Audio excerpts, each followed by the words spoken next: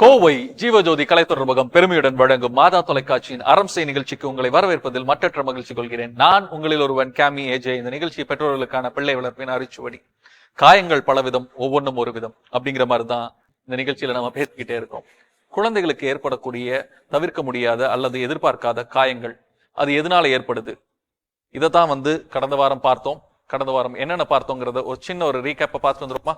Injuries ஆகக்கூடிய விஷயங்கள் எதெல்லாம் குழந்தைக்கு கை கெட்டாம வைக்கணும். கண்டிப்பா குழந்தைகள்ன்ட்டு பார்க்கும் பொழுது அவங்களுக்கு அறியாத வயசு, அதனால எப்பவுமே ஒரு குழந்தைங்க இருக்கும்போது நம்ம கண்டினியூஸா அந்த குழந்தைகளை பார்த்துக்கிட்டே இருக்கணும். கெமிக்கல் நிமோனியா அப்படிங்கிற ஒரு வியாதியை நம்மளுக்கு கொண்டு வந்து கொடுக்கும். கலராக இருக்கும் vitamin B complex tablet eating. சின்ன குழந்தைங்க, தவழ்ற குழந்தைங்கலாம் அதுக்குள்ள கையில நார்மலா போடாதுங்க. ரீகேப் முடிஞ்சு இப்போ நிகழ்ச்சிக்குள் பயணிப்போம். இது மாதா தொலைக்காட்சியின் அறம் செய். இப்போ லேட்டஸ்டா அந்த மாதிரி எதுவும் காயின் முழுங்கிட்டு குழந்தைங்களை காப்பாத்தின அந்த மாதிரி விஷயங்கள் எதுவும் நடந்திருக்குதா இப்போ உங்களோட இதுல?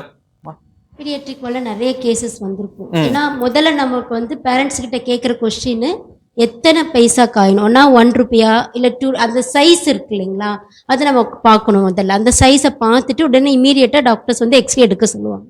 அதுக்கப்புறம் அது எந்த பொசிஷனில் எங்கே இருக்குன்னு பார்த்துட்டு அதுக்கு தகுந்த மாதிரி நம்ம ட்ரீட்மெண்ட் கொடுக்கணும்.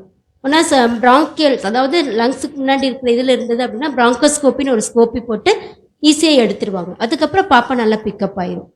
முதல்ல பேரண்ட்ஸ் கிட்ட சொல்கிறது நம்ம பதட்டப்படாமல் எத்தனை ரூபாய் காயின்ஸு நம்ம பார்த்து அதுக்கப்புறம் நம்ம பண்ணோம்னா பாப்பாவை நல்லா சேவ் பண்ணி. இது மாதிரி முழுங்கக்கூடியது காயின்ஸ் மட்டும் கிடையாது இல்லையா டாக்டர்? நிறைய விஷயங்கள் இருக்குது. என்னென்னலாம் இருக்குது அந்த மாதிரியான விஷயங்கள்? இப்போ நிலக்கடலை ஒரு உருண்டையான பொருள் அது குழந்தைங்க பல்லு இல்லாத குழந்தைங்க நிறைய குழந்தைங்க இருக்குங்க. இப்போ 1 to 5 years 5 months பேபிஸ் எல்லாம் மென்று சாப்பிடணுன்றது அந்த குழந்தைங்களுக்கு தெரியாது.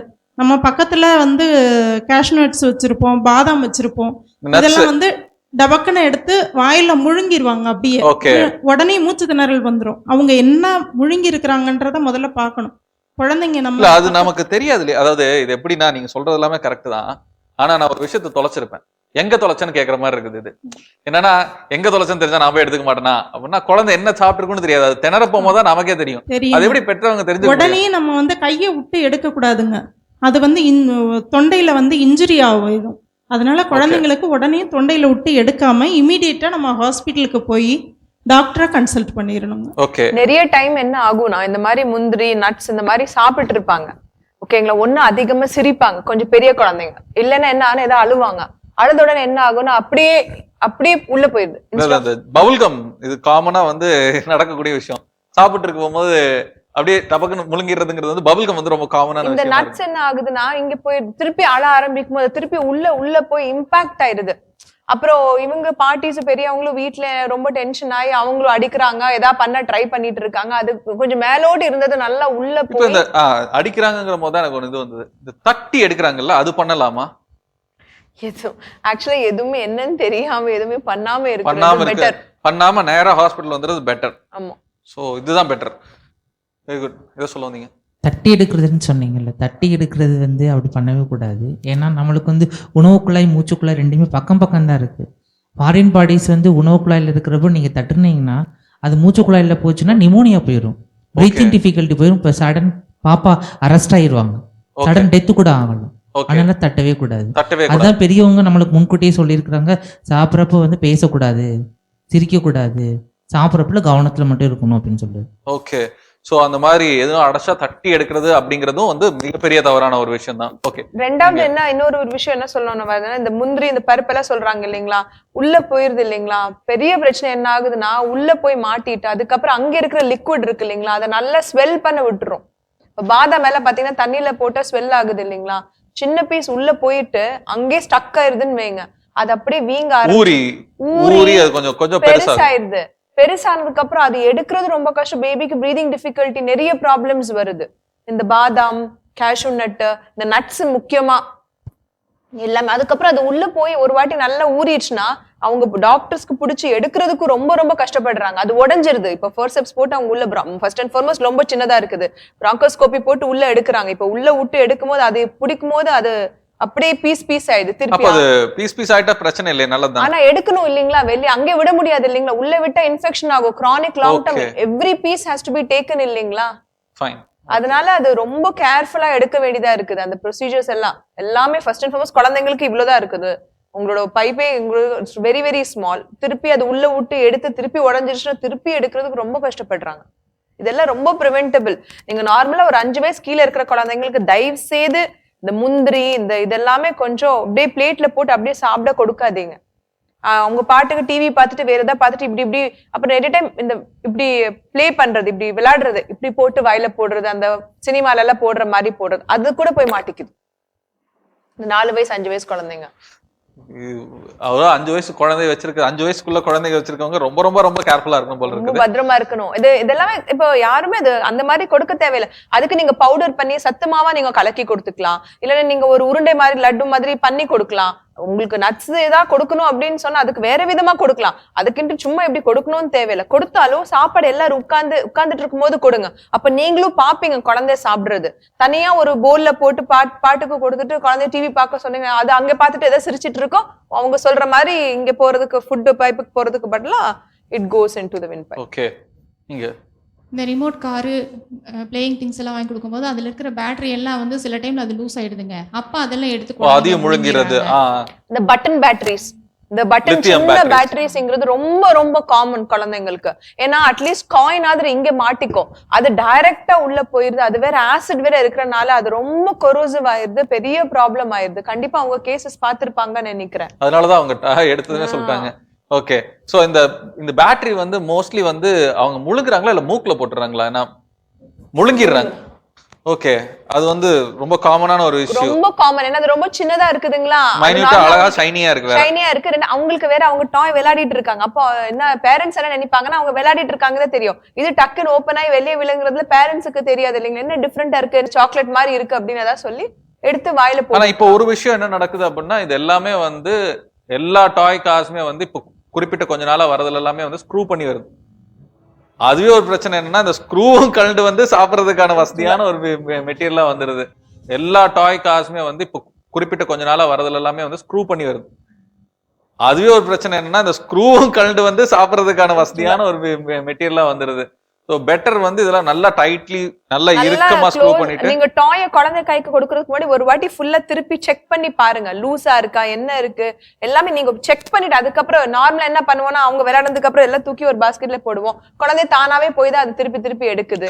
சோ நீங்க பாஸ்கெட் நீங்க கிளீன் பண்ணும் போது அதுல ஒரு வாட்டி பாருங்க, எல்லாம் கொஞ்சம் உடஞ்சது அப்படின்னா எடுத்து வீசிடுங்க. அந்த டாய் பாஸ்கெட்லயே அந்த டாய் அதுக்குள்ள வைக்காதீங்க. கண்டிப்பா ரொம்ப காமன். இன்னொன்னு இது நம்ம குழந்தை தானாவே போடுது. இன்னொன்னு காமனா பாத்துருக்குது இந்த சின்ன குழந்தைங்க, இந்த 8 மாசம் 9 மாசம் எல்லாம் ஃபேஷனுக்காக இந்த நல்ல கிளிப் எல்லாம் போடுவாங்க பாத்திருக்கீங்களா? அதுக்கு மேல ஒரு சின்ன ஒரு ஒரு மாதிரி ஒரு டாலு ஒரு பட்டனு அந்த மாதிரி பாக்குறதுக்கு நல்லா இருக்கும். ஆனா என்ன பண்ணுவாங்க குழந்தைங்க அந்த டைம்ல தான் ஏதாவது எடுத்து வாய்க்குள்ள இப்படி பண்ணிட்டு இருப்பாங்க, டக்குன்னு முழுங்கி டீத்தர் மாதிரி நினைச்சு அதை கடிச்சு. ஆமா, குழந்தைங்களுக்கு தெரியாது இல்லையா, அது போட்டுட்டு அவங்க பாட்டுக்கு இப்படி தூக்கிட்டு யார்கிட்ட பேசிட்டு இருப்பாங்க. குழந்தையோட தலை அந்த பக்கம் இருக்குது, குழந்தை ஏதாவது எடுத்து விளையாடிட்டு அது பாட்டு கடிச்சிட்டு அது டக்குன்னு முழுங்கிடுது. இது ரொம்ப காமன் பிலோ 2 இயர்ஸ் இந்த மாதிரி ஸ்வாலோயிங்க்கு. ஓகே. சோ இத அவாய்ட் பண்ணணும், இந்த மாதிரியான விஷயங்களை வந்து தவிர்க்கணும்னா தவிர்க்க முடியுமா? முடியும். சோ எப்படி முடியும் நீங்க நினைக்கிறீங்க? பெட்டர் வந்து குழந்தைங்க கையில் எதுவுமே நம்ம கொடுக்கக்கூடாது. அப்படியே மேக்ஸிமம் ஏதாவது கொடுக்கணும் அப்படின்னு நினச்சாலுமே பேரண்ட்ஸோ இல்லை வீட்டில் எப்படியுமே யாராவது ஒருத்தவங்க அந்த குழந்தை கூட இருந்துகிட்டே தான் இருப்போம். நம்ம பக்கத்தில் அந்த குழந்தைகளை எப்பவும் வாட்ச் பண்ணிகிட்டே இருக்கிறது வந்து ரொம்ப பெஸ்ட்டாக அந்த விஷயம். சூப்பர்விஷன்ங்கிறது வந்து யாராவது ஒருத்தவங்களுடைய கண்காணிப்புலயே அந்த குழந்தைகள் இருந்துகிட்டு இருந்ததுன்னா பெட்டர். அதாவது இந்த குறிப்பிட்ட 5 வயசுக்குள்ள இருக்கக்கூடிய குழந்தைங்களுக்கு. அதே மாதிரி இந்த குட்டி குட்டி பால் எல்லாம் பார்த்தோம் அப்படின்னா அந்த குழந்தைங்களுக்கு வந்து ஃபர்ஸ்ட் விளையாடுறாங்க அப்படின்னு நம்ம கையில கொடுப்போம். அது ஒருவேளை நம்ம இல்லாத சமயத்துல அந்த குழந்தைங்க அந்த பாலை வந்து உள்ள முழுங்கிக்குங்க. ஏன்னா அதுங்களுக்கு தெரியாது என்ன அப்படிங்கிறது வந்து. அதை வந்து அந்த குட்டி குட்டி சின்ன சின்ன பாலெல்லாம் இப்பெல்லாம் வரனால அந்த குழந்தைங்க ஏதோ அதை நினைச்சு வாய்க்குள்ள முழுங்குறதுக்குமே அந்த மாதிரி குழந்தைங்க பார்த்துருக்கேன் நான். ஓகே. நிறைய விஷயங்கள் வந்து இந்த முழுங்கக்கூடிய இதனாலதான் நிறையவே நடக்கிறது எனக்கு இப்ப தெரிய வருது. எப்பவுமே குழந்தை கையில கொடுக்கும் போது எல்லாமே கொஞ்சம் சைஸ் பெருசா இருக்கணும். நீங்க சாப்பாடும் நீங்க கொடுக்கும் போது நீங்க ஆப்பிள் வேற ஏதாவது கொடுக்கும்போது கூட ரொம்ப குட்டியா வெட்டி கொடுக்க கூடாது. ஒரு ஆப்பிள் ஒரு ஹாஃப் ஆப்பிள நீங்க கொடுத்தீங்கன்னா குழந்தை கொஞ்சம் கொஞ்சமா கடிச்சு சாப்பிடும். இந்த குட்டி பீசஸா கொடுக்கும் போது தான் இந்த மாதிரி எங்காவது போய் மாட்டிக்கும். ரொம்ப சின்ன பீசஸா கொடுக்க கூடாது. ஸ்மாஷ் நீங்க இப்போ ரொம்ப நீங்க அரைச்சு குறைச்சு சாப்பாடு கொடுக்க கூடாது. ஏன்னா குழந்தைக்கு அது என்னன்னு தெரியணும், குழந்தை சூ பண்ணும், குழந்தையோட ஃபுட்டு வீனிங்காக கண்டிப்பா நீங்க ரொம்ப ஸ்மாஷ் பண்ணக்கூடாது ஃபுட்டை. அப்படியே தான் ரொம்ப குட்டி குட்டி பீசஸாவும் குழந்தைக்கு தானாவே கொடுக்க கூடாது. ஓகே, அது ஓரளவுக்கு பெரிய பீஸா இருக்கணும். சோ தட் குழந்தை சூ பண்ணலாம், பைட் பண்ணலாம். அது எப்படி அந்த மென்னு சாப்பிடக்கூடிய பழக்கத்தை குழந்தைக்கு எப்படி கொண்டு வரது டாக்டர்? நீ இதை வந்து மென்னு தான் சாப்பிடணும், இல்லைன்னா முழுங்கிட்டா பிரச்சனை அப்படிங்கிற பழக்கம் குழந்தைக்கு எப்படி கொண்டு வரது? ஃபர்ஸ்ட் அண்ட் ஃபார்மோஸ்ட் சாப்பாடு கொடுக்கும் போது, இது ஃபர்ஸ்ட்ல இருந்தே நான் சொல்லிட்டு இருக்கேன், சாப்பாடு ஐட்டம்னா என்னன்னு குழந்தைங்களுக்கு காமிக்கணும். 99% பேரண்ட்ஸ் சாப்பாடோட போலே குழந்தைக்கு காமிக்கிறது இல்லை. அதுல ஃபுட் ஐட்டம்ஸ் என்ன இருக்குன்னே குழந்தைக்கு தெரிய மாட்டேங்குது. பின்னாடில இருந்து இப்படி ஊட்டுறது, எல்லாத்தையும் நல்லா மசச்சு ஊட்டுறது. சாப்பாடுனா என்ன, இதெல்லாம் சாப்பாடு, இதெல்லாம் சாப்பிடலாம், தட்டுல போட்டு இதெல்லாம் வைக்கிறது தான் சாப்பாடு. வேற கீழே இருக்கிறதுங்கிறது அன்எடிபிள், இங்க சாப்பிடக்கூடாது, அது வாய்க்குள்ள போக கூடாது. அது அவங்க பார்த்தாதான் தெரியும். ஃபுட் பிளேட்டை பார்த்தா, ஃபுட்ல பார்த்தாதான் சாப்பிடுறது என்ன. தட்டை பார்த்து தட்டுல இருக்கிறத மட்டும்தான் நாம உணவா உட்கொள்ளணுங்கிற பழக்கம் முதல்ல குழந்தைங்களுக்கு தட்டை காமிச்சு பழக்கணும். சாப்பாடை கொடுக்கும் போது காமிச்சு குழந்தைக்கு கொடுக்கணும். இதுதான் சாதம், இதுதான் பொரியல், இதுதான் அது, இதெல்லாம் நம்ம சாப்பிடலாம். அப்ப இததான் சாப்பிடுவாங்க, எதை சாப்பிடக்கூடாதுங்கிறது அவங்களுக்கு தெரியும். நம்ம நிறைய டைம் சாப்பாடு ஊட்டும் போது காமிக்கிறதே இல்லையே, குழந்தைக்கு அது என்னன்னே தெரியாது. எல்லாத்தையும் மசிச்சு ஒரு கூழ் மாதிரி கொடுத்துரு, அது பின்னாடில இருந்து ஊட்டுறது, அந்த மாதிரிதான் பண்றோம். அதனால அது என்ன டிவி பார்த்து ஊட்டிட்டு இருக்கோம், டிவி பார்த்து. அதனால வாய்க்குள்ள என்ன போகுதுன்னு குழந்தைக்கு தெரியாது. அப்போ கண்டிப்பா என்னெல்லாம் இருக்கோ எல்லாத்தையும் எடுத்து வாய்க்குள்ள தானே குழந்தை போடும். சோ கண்டிப்பா நம்ம அந்த ஃபுட்ன்ற கான்செப்ட் ஒண்ணு பண்ணணும். ரெண்டாவது வேற என்ன சூயிங் ஆக்டிவிட்டி, அதாவது மெல்றதுங்கிற பழக்கம் எப்படி கொண்டு வரதுங்கிறது. மெல்றதுங்கிறது நார்மலாவே உங்களுக்கு அந்த வாய்க்குள்ள குழந்தைங்க இட்ஸ் an automatic phenomenon. உள்ள நீங்க போட்டாலே கண்டிப்பா அந்த ஒரு சூ பண்ணணும், ஒரு சலைவா, நமக்கு சலைவா வருது நாக்குல, அது வந்து ஃபுட்டை கொஞ்சம் சாஃப்ட் பண்ணி தான் உள்ள அது ஸ்வாலோ பண்றோம். அது ஆட்டோமேட்டிக்கா குழந்தைங்களுக்கு they will understand. ரெண்டாவது குழந்தைங்களுக்கு நம்ம ஊட்டும் போது இப்படி பைட் பண்ணுங்க, இப்படி பண்ணுங்க அப்படியே நம்ம ஒரு 2-3 வாட்டி சொன்னாலே குழந்தைங்களுக்கு புரிஞ்சிடும். ஹார்ட் ஐட்டம் கொஞ்சம் கொடுத்தாலே குழந்தை அவங்களே, நீங்க பாத்தீங்கன்னா அவங்களே அழகா அதை கொஞ்சம் அந்த ஒரு எலி மாதிரி எப்படி கொட்டிட்டே மலமலமா சாப்பிடுவாங்க. அழகா அவங்களே பண்ணிடுவாங்க. இதெல்லாம் உள்ளுக்குள்ள வர எண்ணிட்டு அது தானா. இதை மீறி ஆக்சிடென்ட் எல்லாம் நடக்கக்கூடியதா இந்த ஒரு சில முழுங்குறதுங்கிற விஷயம் எல்லாமே. சோ இது சாப்பிடக்கூடிய ஐட்டம் நீங்க சொன்ன மாதிரி அந்த நட்ஸ் எல்லாம் கூட ஓகே, பரவாயில்ல. அந்த இதுதான் சாப்பிடணுங்கிற பழக்கத்தை குழந்தைங்களுக்கு தட்டுக்குள்ள இருக்கிறத மட்டும்தான் சாப்பிடணுங்கிற பழக்கம் வந்துட்டாலே மற்ற ஐட்டம்ஸ் வந்து வாய்க்குள்ள கொண்டு போக மாட்டாங்க அப்படிங்கிறது ஒரு பெரிய நல்ல ஒரு விஷயம். அடுத்தது இன்னொன்னு சொல்ல வந்தீங்க ரெண்டாவது அப்படின்னு. ஒண்ணுங்கிறது நம்ம ஃபுட் அப்படின்னு நம்ம சொல்லிக்கிறோம். அடுத்தது நம்ம பாத்தீங்கன்னா இந்த பேட்டரிஸ், இந்த லிக்விட்ஸ், இந்த மாதிரி நம்ம ஸ்வாலோ பண்றதும் நம்ம சொல்லிட்டோம். அவங்க சொல்ற அந்த டாய்ன்னு சொன்னாங்க இல்லைங்களா, ரொம்ப குட்டி குட்டி திங்ஸ் எப்பவுமே குழந்தைங்க கையில கொடுக்காதீங்க. இந்த ரொம்ப காமன் ஆனதுங்கிறது ரொம்ப சின்ன சின்ன விஷயத்து, இந்த சின்ன டாய்ஸ், அதுக்குள்ள இருக்கிற சின்ன சின்ன திங்ஸ் எல்லாமே அழகா நம்ம குழந்தைகிட்ட கொடுக்குறோம். குழந்தைக்கு ஏதாவது வாங்கும் போது ஃபர்ஸ்ட் அண்ட் ஃபார்மோஸ்ட் அதை நீங்க டச் பண்ணி பாருங்க, ஸ்மூத்தா இருக்கான்னு பாருங்க.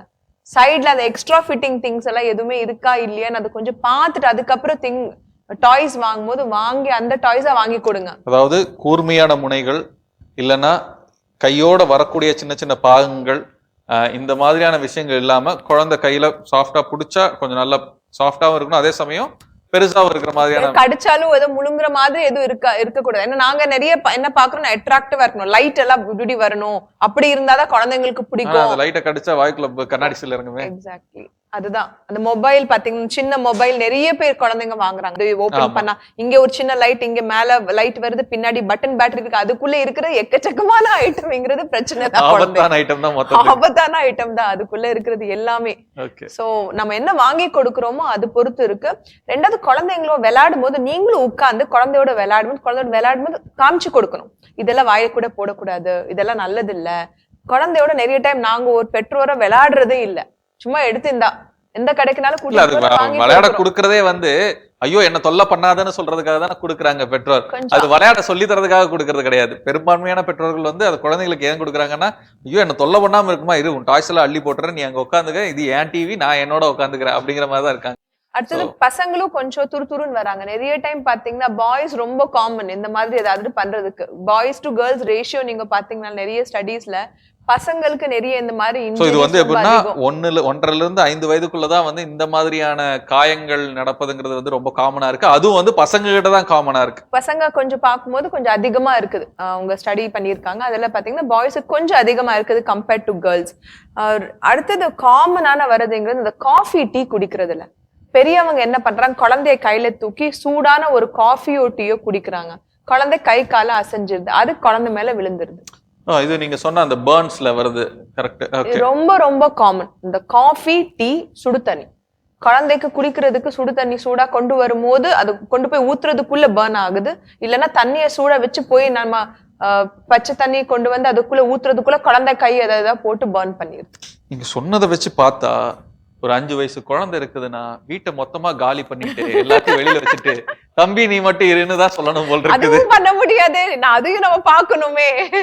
சோ அதாவது அதெல்லாம் ஒண்ணும் அவசியம் இல்ல. குழந்தைய வந்து நம்ம கண்காணிச்சுக்கிட்டே இருந்துட்டா போதும்.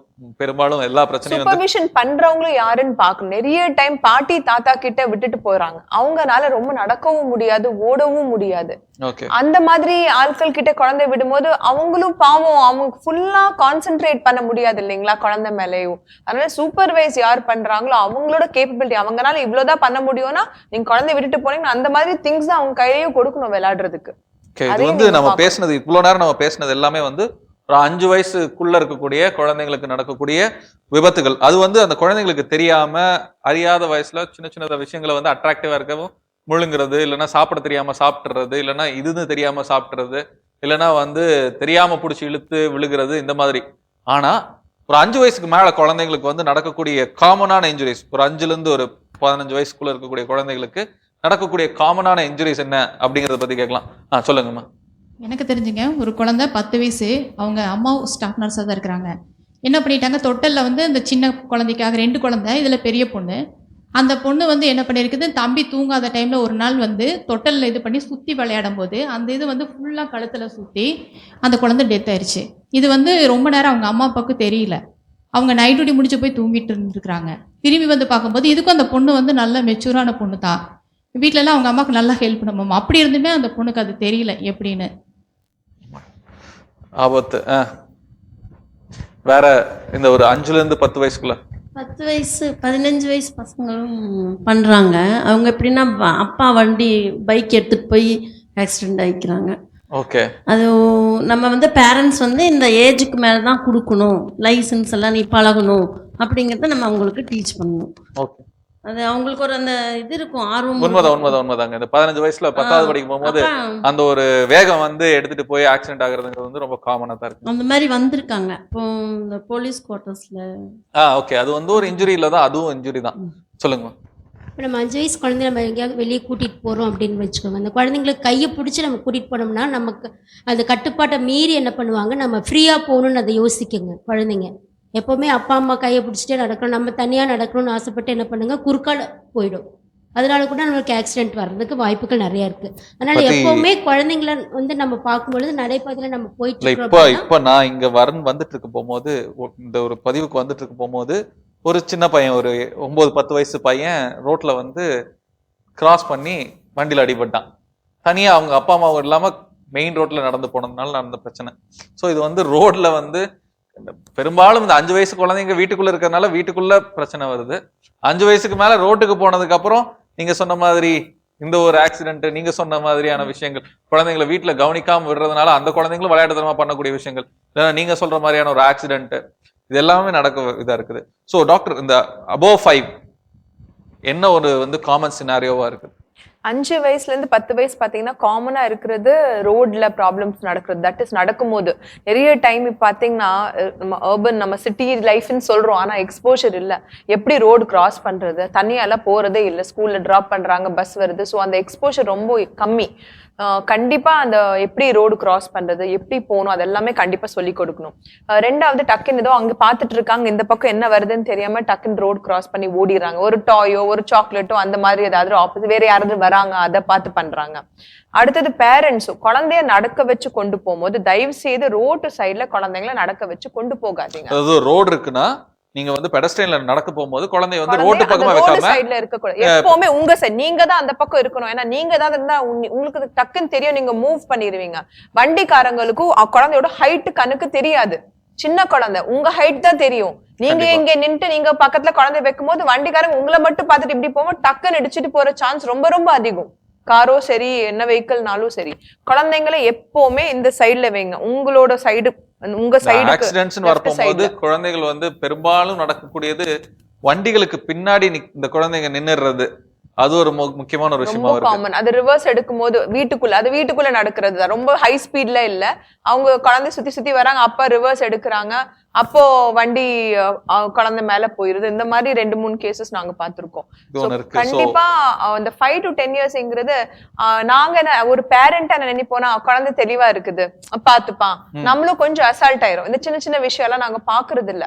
பட் எப்பவுமே வண்டிக்குள்ள காருக்குள்ள நம்ம ஏறினால சுத்தி பாக்கணும், பின்னாடி யாராவது இருக்காங்களா, பசங்க ஏதாவது இருக்காங்களா, அவங்களெல்லாம் கேட்டுக்குள்ள அமுச்சுட்டு அதுக்கப்புறம் தான் வண்டி எடுக்கணும். ஒண்ணு கிராஸ் பண்ணும்போது எப்பவுமே கையை பிடிச்சிட்டு தான் கிராஸ் பண்ணணும். அடுத்தது ஷார்ப் இன்ஜுரிஸ், அது ரொம்ப ரொம்ப காமன். இந்த கத்தி அதை வச்சு ஏதாவது ட்ரை பண்ணுவாங்க. பென்சில்ஸ், இந்த காதுல இது நோண்டுறது, கண்ணுல குத்துறது, அதுக்கப்புறம் இதுல வச்சு விளையாடிட்டு இருப்பாங்க அண்ணா தம்பி, ஒரு சின்னதா ஒரு கோடு விழுகும், அதுக்கப்புறம் அது கட்டன் குத்திடுறது. அந்த மாதிரி டக்கன் பை மிஸ்டேக், வேணும்னு பண்றது இல்ல, பட் அந்த மாதிரி உள்ளுக்குள்ள இப்ப பாத்தீங்கன்னா அவங்க சொல்ற மாதிரி சிப்ளிங், அது ரொம்ப சின்ன குழந்தை, பட் கொஞ்சம் பெரிய குழந்தை விளையாடிட்டு இருப்பாங்க, தெரியாது, டக்கன் குத்திடுறது. அந்த மாதிரி இன்ஜுரிஸ் ரொம்ப காமன் அந்த 5 to 10 years ஸ்டேஜ்ல. ஓகே, சோ 5 to 10 இயர்ஸும் கஷ்டம்தான். எல்லா வயசும் கஷ்டம் தான், எந்த வயசும் ஈஸின்னு நான் சொல்ல மாட்டேன். எல்லாத்தோட ஏஜ்ல ஒரு இஷ்யூஸ் இருக்கு. பட் ஒரு பெற்றோரா நமக்கு அதை பத்தி தெரிஞ்சா இல்ல, எனக்கு என்னன்னா நம்ம வந்து பாக்குறவங்களை ரொம்ப பயமுறுத்துறதுக்காக இதெல்லாம் சொல்றோமோ அப்படின்னு அவங்க நினைச்சிடக்கூடும். ஆனா இது பயமுறுத்துறதுக்காக சொல்றது கிடையாது, அவேர்னஸ் கிரியேட் பண்றதுக்கு. இதெல்லாம் எல்லா குழந்தைகளும் நடக்குமா அப்படின்னா கண்டிப்பா வாய்ப்பு இல்லை. ஆனா நிறைய குழந்தைங்களுக்கு நடந்திருக்குது. நடக்கிறதுல இருந்து எப்படி ப்ரிவென்ட் ஆகிக்கலாம் அப்படிங்கிறது தானே தவிர இது யாரையும் பயமுறுத்துறதுக்காகவோ இல்லைன்னா வந்து யாருக்குமே வந்து ஒரு விதத்துல உங்களை வந்து ஒரு உதற வைக்கிறதுக்காகவோ கிடையாது. சொல்லப்போனா இந்த காயங்கள்லாம் வந்து நமக்குள்ளேயும் ஒரு சின்ன ஒரு காயத்தை தான் ஏற்படுத்துது இல்லைங்களா? இந்த மாதிரியான விஷயங்கள் நடக்குமா அப்படின்னு ஆச்சரியமாவும் இருக்குது. இன்னொரு விதத்துல இப்படி நடந்தா என்ன பண்றதுங்கிற பயம் இருக்குது. பயப்பட வேண்டாங்க. இன்னும் அடுத்த வாரம் விவாதத்துல நீங்க கேட்க போகும்போது இதுக்கான விடைகள் உங்களுக்கு கிடைச்சிரும்.